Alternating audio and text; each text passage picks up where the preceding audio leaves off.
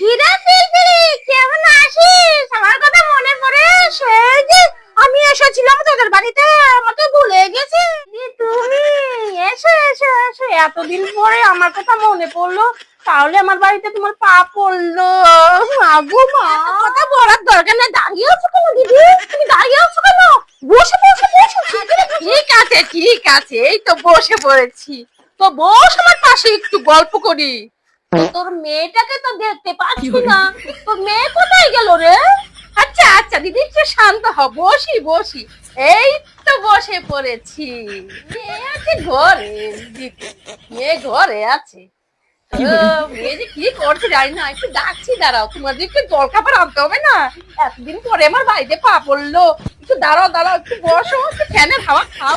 ডেকে দিচ্ছি, দাঁড়াও, ডেকে দিচ্ছি।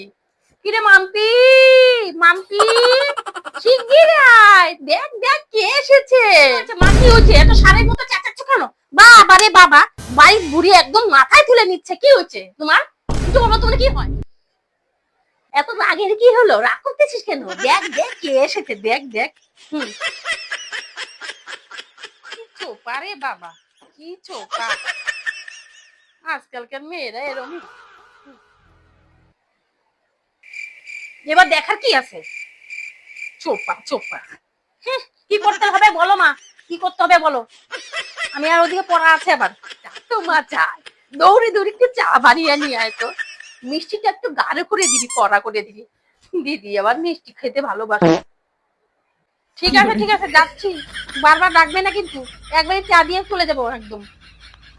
যত সব, এ দুপুরবেলা আবার কি করতে আসে? আগো মা, কি রে, তোর মেয়েরও তো মুখ কেন রে? এই মেয়ের তাড়াতাড়ি বিদায় কর ঘর থেকে। বিদায় না করলে তো হবে না। আমার আছে একটা ভালো সম্বন্ধ আছে, দিদি নাকি? আর দিদি ওই কথা বলো না, তুমি শুনতে পারলে কেলেঙ্কারি হয়ে যাবে। এই যে চা গেলুন, বসে বসে। চা তো ভালোই বানিয়েছিস। কবে বিয়ে করবি? বিয়ে করার তো সময় হয়ে গেছে। হুম হুম। তা বলি, আপনারও তো পটল তোলার সময় হয়ে গেছে। পটলটা তুলবেন কবে?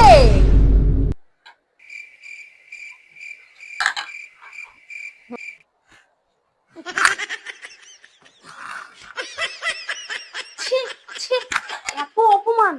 যাই যাই, তোর বাড়িতে আর আসবো না। তোর মার সাথে কথা বলতে আসতাম, কিন্তু আমি আর আসবো না। তোর মা ভালো, তোর মুখে এমন চোখা, চলে যাচ্ছি। আর কোনোদিন কোনো সম্পর্ক রাখবো না তোদের সাথে। আর আসবো না, একদম জমের মতো।